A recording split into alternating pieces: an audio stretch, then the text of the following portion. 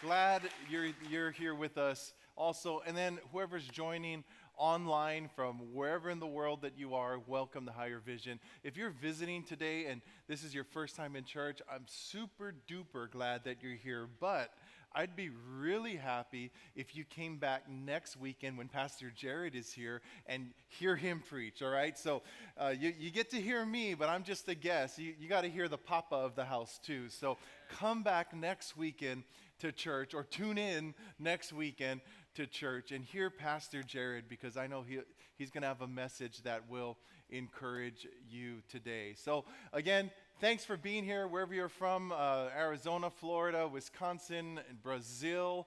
Awesome to have you guys all tuned in, Santa Paula, and then you that are here. The last time I was here was actually February of last year.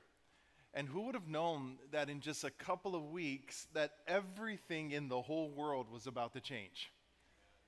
I had no idea. Preached the message and hung out with Pastor a little bit, and we started hearing news of a lockdown, and we got home. Everything changed. And now we're living in a world that's very different.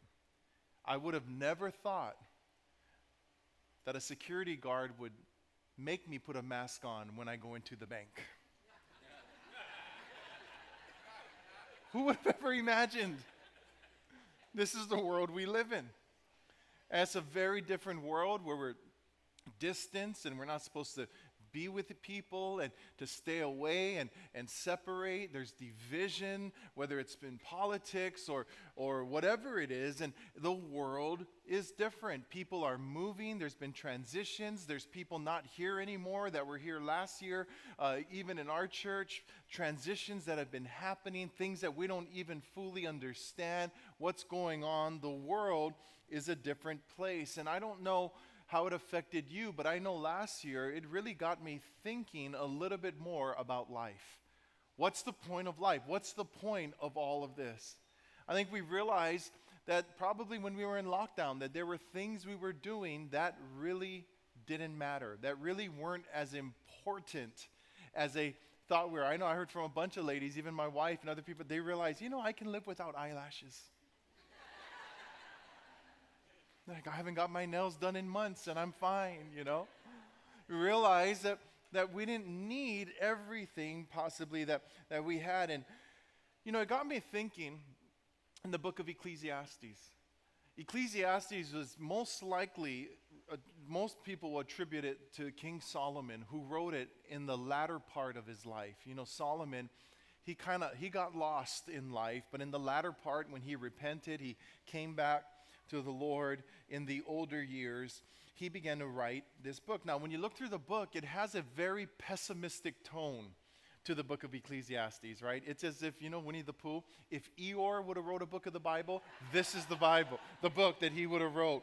It's a pessimistic tone. And Israel experienced peace throughout the reign of Solomon. But the reason they experienced peace was because Solomon intermarried with women from different kingdoms, different religious beliefs, and those women he let into his life to make peace. He trusted in those marriages to make peace rather than in God. And do you know that he paid a price for those relationships? On a side note, young people, old people, your friends, if you let the wrong people into your life, you will pay a price for it eventually. The wisest man in the world paid a price because of the wrong relationships. We need to have the right relationships in our life. So Ecclesiastes 1:2, this is what he starts by saying.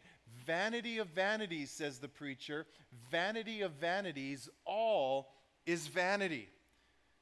Hebel, the word for vanity, simply means the breath or vapor or smoke. And, just that I had the last service do it, and I thought, that might be illegal. We're not supposed to be breathing. So I'll just do it. He's saying that's what it is. It's just gone. A second, and it's gone. The New Living says it this way: everything is meaningless, says the teacher. Completely meaningless.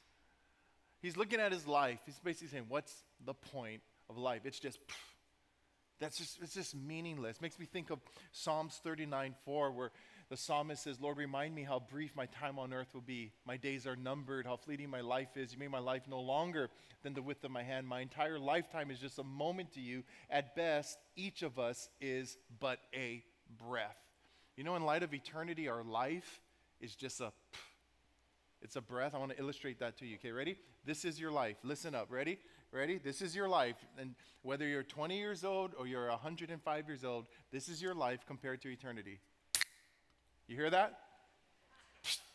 That's your life. Right there. And now, does anybody want a warm Coke? Okay, nobody, no takers? All right. Saturday night, there was someone who took it, but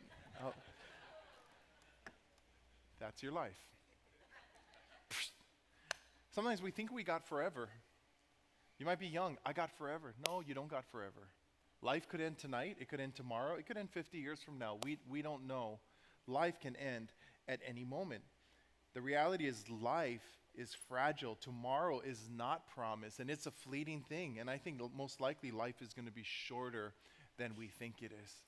And he's looking back at his life, and he begins to ponder in this. And Ecclesiastes chapter 1, verse 3, all right, bear with me. This is what he says. What do people get for all their hard work under the sun? Generations come, generations go, but the earth never changes.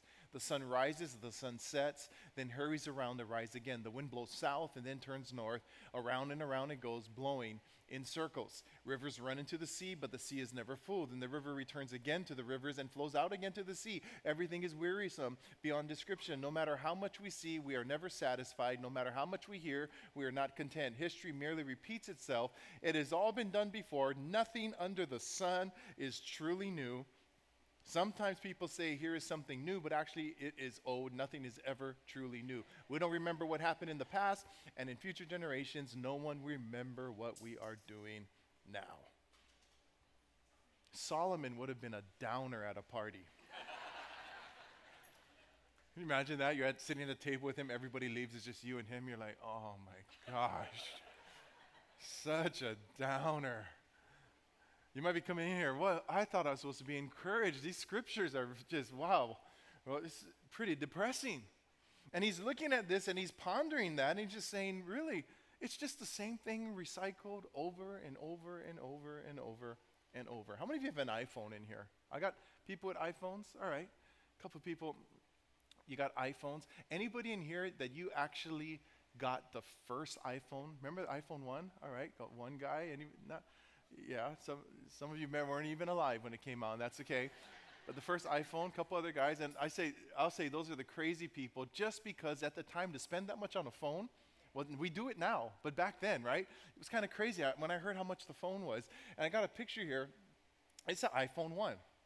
iPhone 1, just like that. And some of you had one. I didn't adopt or get on the boat till I think the 3 or the 4. But the iPhone 1. So I found this description. This is the press release that Apple released when they made the iPhone 1, all right? How many ever years ago it was. Listen to this. It says the innovative solution in the iPhone was to remove the traditional keyboard. Instead, there is a touch screen technology supported by the multi-touch technology. No stylus is needed. Everything is operated with the use of a finger or multiple fingers. An additional novelty is the display that turns off when brought near the ear. iPhone enables listening to music, MP3 files, watching videos in MPEG format, and taking photos with a 2.0 megapixel camera. Similarly to iPod, songs and videos are downloaded directly from the iTunes store. The iPhone enables wireless access to the internet via Wi-Fi and surfing the World Wide Web pages via Safari browser. So I got a question for you. Did I just describe the iPhone 1 or did I just describe the iPhone 12? Other than the 2.0 megapixel camera, the 1 and the 12, guess what? I can listen to music, I can make phone calls, I can send messages, I can take pictures, and I can watch videos. And yet, there's some of you that will be waiting in line for the iPhone 13 because it's new. It's innovative. I have to get it. But really, when you look at these two things, you realize that there's really not much of a difference. People aren't innovating better today than they did before. People have always been innovating, men and women throughout history. And Solomon's looking at this and he's saying, look, I observed that everything going on under the sun, really, this is just all meaningless. What's the point? And he says this statement that appears 9 times in that book. And it's the title of the message. He goes, it's like chasing the wind. Think about chasing the wind. If you're chasing the wind, you can never grab it. As hard as you run, as much energy as you extend, you can never possess it. Your hand will always be empty. And maybe some of you, you're living life today and you're working hard, you're doing this and you're doing that, but at the end of every day, you still feel empty. You're chasing the wind. At the end of the day, you're wondering, what's the point? Why am I doing what I'm doing? Why are we doing church? Why am I doing work? Why am I doing marriage? Why am I doing this? Why am I doing that? You're chasing the wind, like Solomon has stated. King Solomon looked back on his life. He realized how much of his life was wasted. Now hear this. He wasn't a loser living in his mom's basement. They say in today's money, he would have been worth $1.2 trillion. That's what they estimate his value at, $1.2 trillion. And yet he looks back at all of that and he goes, what's the point? What's the point? It's all meaningless. With all that he had, he wasn't happy. He was unfulfilled. He was even bored with his life. And so to make sense of things, this is what he does. When you read through the book, you find that he goes, let me investigate a couple of things. Maybe these are things that can give me purpose in life. Maybe these are things that can fulfill the empty space that I have in my life. And so we see in verse 12, the first thing that he goes to explore is wisdom. Everybody say wisdom. Those of you online, say wisdom. Santa Paula, say wisdom. And he went to explore wisdom. And really what he was saying is, maybe I'll feel better about myself if I'm smarter. Maybe you thought that. Well, if I just go to college and I get more letters behind my name, if I feel smarter, I'll feel better about ourselves. But you know that wisdom doesn't always work that way? I grew up on Hawaii my entire life, and here's one of the things, the reality of being in Hawaii, you have to fly to get anywhere. You got to fly between islands. You got to fly to the United States, or I mean, we're in the United States, but yeah, you know what I mean, to fly back here or to other countries, and you got to fly. It's just a reality. And so I grew up flying all over the place. Well, a couple of years ago, one of our good friends, she became a flight attendant. And flight attendants, at least for some airlines, they get what's called buddy passes, and they can give certain people a buddy pass. We're good friends. She gave me a buddy pass. So you say, what's a buddy pass? Well, you get a ticket at a very discounted price, but here's the thing, you're on standby. Sometimes it's good, sometimes it's not, because if the flight sells out, you're stuck, okay? But you're on standby. But if for the most part, there's room, you get to fly for cheap. And I like cheap. I got some people like cheap in here. Yeah, I like cheap. And so you get to fly for cheap. But there's this cool thing. Based on their seniority, if it isn't sold out in the first class or in the business class of the plane, based on their seniority, you, for the same price you pay to fly coach, you can fly in the business class or first class. And business class and first class is pretty awesome. I had them get a picture of it. That's a lay-flat bed on the plane. Some of you might have not even known. They have beds with pillows and blankets on the plane. And so I've, flying coach all my life, and I'm flying to New Zealand. It's about a 10, 11-hour flight, and I'm flying with that buddy pass. And you don't get your seat assignment until you're about to board. They call my name as everyone's boarding. They give me a ticket, and I'm looking at the ticket, 1B. Oh, wow. This is the moment. You see, because my whole life, I would spend my life getting on the plane, saying hi to the flight attendant, and turning right. Come on, I got right turners in here. You turn right, because that's where the back of the plane is. You get on the plane, and you turn right. You don't even cast your eyes on the people sitting in the front. They don't want to see you. That's why they got curtains, right? And you turn right, and you turn right. But that day, I had my ticket. It was the Willy Wonka golden ticket, baby. And I got on the plane, and I got to turn left. And I went to my seat at 1B, and it was a beautiful seat. I tell you what, guys, the flight attendants in the front are way nicer than the ones in the back. And if you're a flight attendant, shame on you, because you know what I mean. You guys are way nicer in the front. You know my name, Mr. Carmichael. You come down, they don't talk to you like this. They get down, and they talk to you at this level. What would you like to eat? What would you like to drink? The plane hasn't even taken off yet. Can I get you a beverage, sir?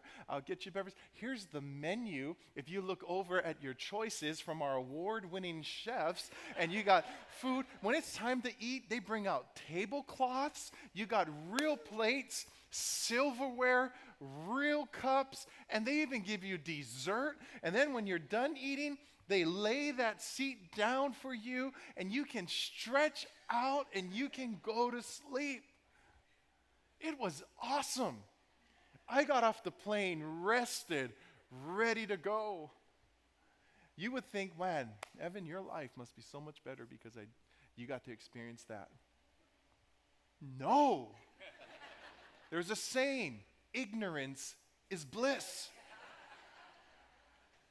Because I don't get to spend my life in the front, I'm still buying in the back. But before, I didn't know what I was missing.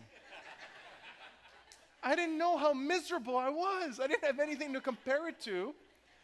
And now for the rest of my life, I sit in the back with my knees crunched up to the seat in front of me, depressed, because I'm thinking of everybody in the front as their legs are stretched out and they're eating off of porcelain plates and real food, and they're getting real forks, and they're probably toasting each other with their glasses and giving high fives and having a party while I'm in the back with a little kid kicking my seat and somebody hitting the screen at the back of my head as I said that flying is fun.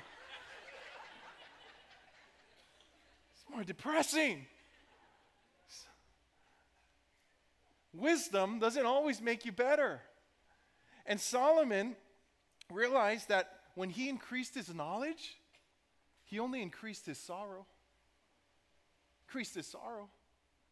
You know, sometimes, I don't know about you online, Santa Paula, those, I don't want to watch the news. I get depressed. Sometimes we think I got to know everything that's going on. Being wiser didn't alleviate his feeling of anguish. You know what he realized? The wise and the fool are the same. In fact, the wise and the foolish will both die. What good is wisdom? Eventually, you're going to be forgotten. I told you, there's a pessimistic tone in this book. Think about our country. You know, our country's run by a lot of smart people. Whatever side of the political spectrum you're on, I think we can all agree our country's a mess. It's been a mess. It's not just wisdom that makes things better. Wisdom alone won't bring you peace and joy in life. Knowing about God isn't the same as knowing who God is. You can know about something and you can actually know. You can know about God or you can know God. Solomon was the wisest man to walk on the earth. But you know, his problems didn't come from a lack of wisdom. They actually came from a lack of obedience. When you look here at the instruction in 1 Kings, the Lord clearly instructed the people of Israel, don't marry them. In other words, marry people from the outside with different beliefs. He says, because they will turn your hearts to their gods. Yet Solomon insisted on loving them anyway. He had 700 wives of royal birth, 300 concubines, and in fact, they did turn his heart away from the Lord. I believe the Bible is truth. You believe the Bible is truth? There might be one mistake. I'm just throwing it out there. They said he's the wisest man. 1,000 women? Guys, I'm trying to figure out my one right here. She's figuring me out too. I don't know how smart you are to get 1,000. I'm just throwing it out there. 1,000 wives. And you look at, they turned his heart. You know, wisdom without obedience, it's futile. You can have all the wisdom in the world, but if our wisdom isn't submitted to God, people can tell you what you need to do. You can come to church and Pastor Jared preach a great message. Unless you begin to obey, Proverbs 15 says the fear of the Lord begins to teach wisdom. When our wisdom is submitted in reverence and obedience to God's will. You see, the answer wasn't more wisdom. The second thing that he began to explore was this: pleasures. Everybody say pleasures. Pleasures. He says in Ecclesiastes 2:4, I tried to find meaning by building huge homes for myself, planting beautiful vineyards. I made gardens, parks, filling them with all kinds of trees. I built reservoirs to collect the water to irrigate my many flourishing groves. I bought slaves, men and women, and others were born in my household. I owned large herds and flocks, more than any of the kings who had lived in Jerusalem before me. I collected great sums of silver and gold, the treasure of many kings and provinces. I hired wonderful singers, both men and women, and had many beautiful concubines. I had everything a man could desire. He had everything he wanted in his life. But look what it says here in verse 11. But as I looked at everything I had worked so hard to accomplish, it was all so meaningless, like chasing the wind. There was nothing really worthwhile anywhere. He had everything he could want. Some of you are like that. You want something, you get it, right? You want it, you get it. You see it, you get it. It's a new car, it's a new shirt, it's new shoes, it's this, it's that. Whatever your heart desires, you just say, I want to be happy. For some, it's taking you down a dark road. It might have been addiction to drugs, addiction to sex. You know, I looked at what he said. He had slaves.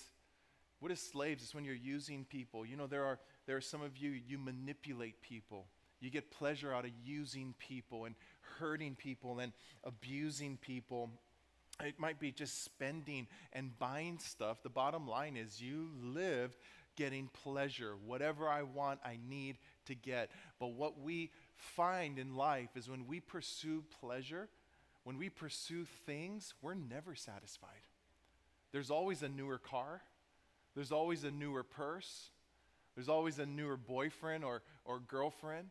You do drugs, you take one hit, you know, eventually you're going to have to go with a stronger hit and a stronger hit and a stronger hit. You might start in pornography, it might be pictures, but then you're going to need something stronger, videos, and then it leads you into having an affair. When you pursue pleasure alone, you're never going to be satisfied. We look at social media. Social media gives us a glimpse now into all of these people's lives.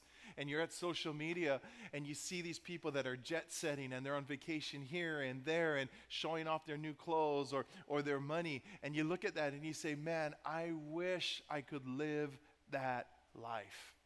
Do you really wish? Do you really believe that they're as happy as they look on social media? Some of you don't. I mean, you get angry. You're like, how come my family can't be like that family? Look how happy they are. You don't realize, right before the picture, they're like, smile now. Stop fighting with your sister. Look at the camera. Nobody posts the bad stuff. You know, because you've taken those pictures. We have. It's all fake. Are we really happy?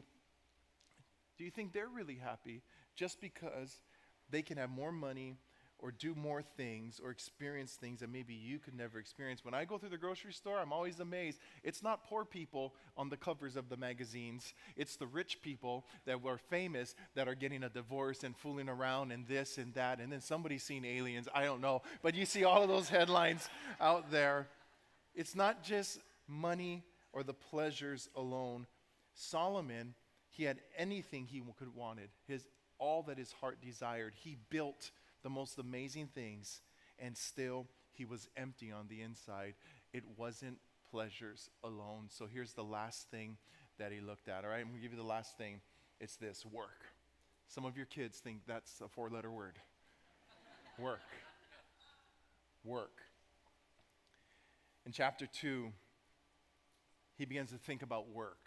everything that he worked for. I'm sure there are people in this room, you're hard workers, people that are watching online. Again, people, Brazil, Ohio, Oakland, Arizona, Florida, Santa Paula, people that have worked.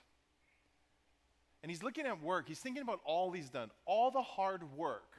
Then he comes up with this thought. He goes, what's going to happen? What if I pour my life, I sacrifice to do everything that I'm doing here, and I turn it over to the next generation, and they just mess it all up? They just squander it. I think we've seen examples of that, of a man or a woman that poured their life into a company and sacrificed beyond measure. They turn it over, and then the next generation squanders it. They split it up because of greed. The whole thing falls apart. And you look at that and you go, what a waste. What a waste of all of his sacrifice. What a waste. Solomon, he began to look at his life and just say, what's the point? I might work hard, I might sacrifice hard, but they won't care about it later. And he says in verse 22 here, he says, so what do people get in this life for all their hard work and anxiety? Their days of labor are filled with pain and grief. Even at night, their minds cannot rest. It is all meaningless. You know, when I think about work, work can either be your goal or it can be the path to your goal. For a lot of people, that's your goal. You live to work. But I would hope that we could have a different take on what work is that we work so we can live. We work so we can experience things with our family. We work so that we can enjoy our children and all of those wonderful things.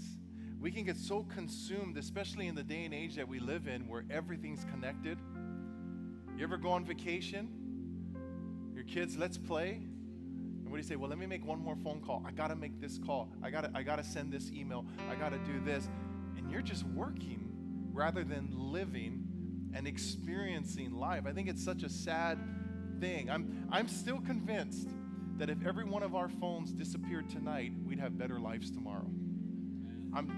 It's a necessary evil. So don't ask me for my phone. I need it. But if you all got rid of yours, I'd get rid of mine.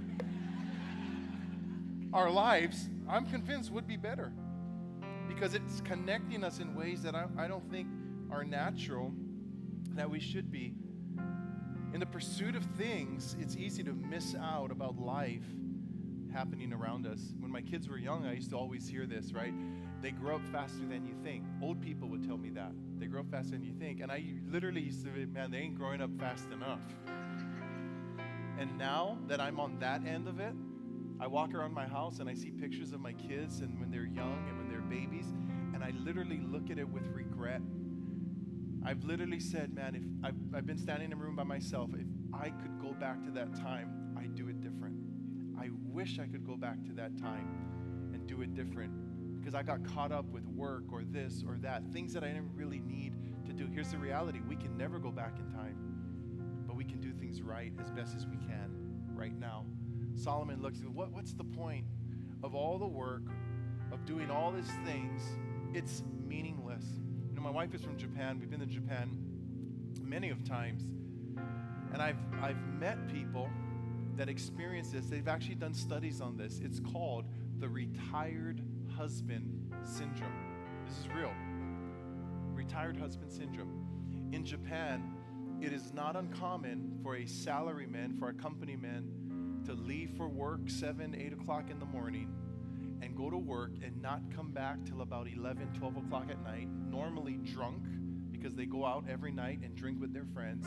They go to sleep, they wake up in the morning, they get dressed, the kids are already gone to school, they go back to work, the kids are sleeping, they come home from work, they go to sleep, and they go through this cycle. The weekend comes and they're so tired from the week, they sleep Saturday and Sunday. They just sleep through the weekend and they go through the cycle again. Their wife basically becomes their maid, cooks dinner for them, washes their clothes, but they never spend time together. This goes on for 30 or 40 years.